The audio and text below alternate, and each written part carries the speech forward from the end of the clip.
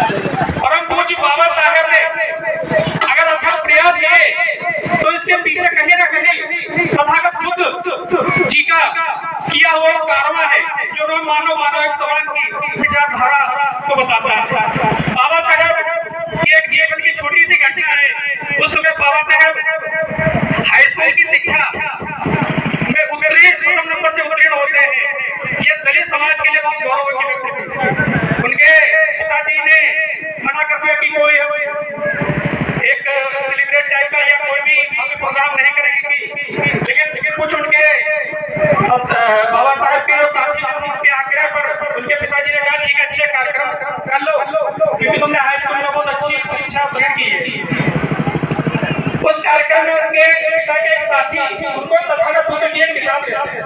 उस किताब को पढ़कर बाबा साहब तथागत बुद्ध के बारे में जानते हैं। उसी दिन से वो मानवता के बारे में जान जाते हैं।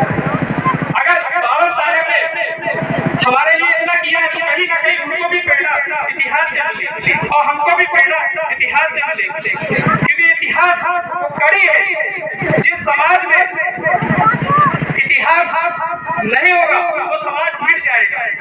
अगर हमें अपने समाज को खड़ा करना है तो हमें अपना इतिहास जानना होगा कि हमारे अपने कौन है और पराये कौन।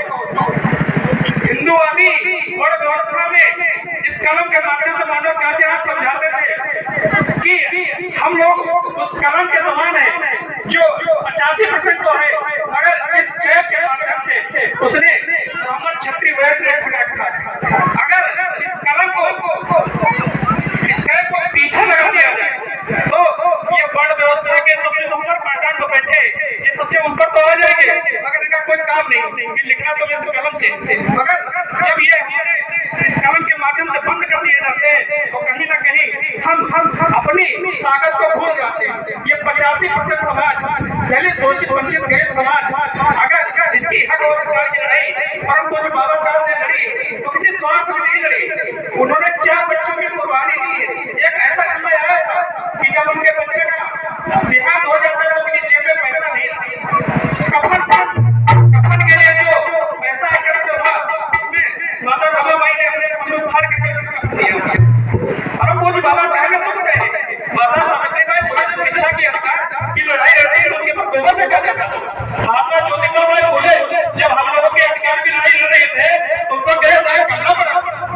महिलाओं को जागरूक करना पड़ेगा, महिलाओं को जागरूक करना पड़ेगा कि हमें अपने समाज को अगर आगे बढ़ाना है तो शिक्षा की ज्योति जगानी पड़ेगी। तथागत बुद्ध ने 3 ही बातें कही थी, बुद्धं शरणं गच्छामि, धम्मं शरणं गच्छामि।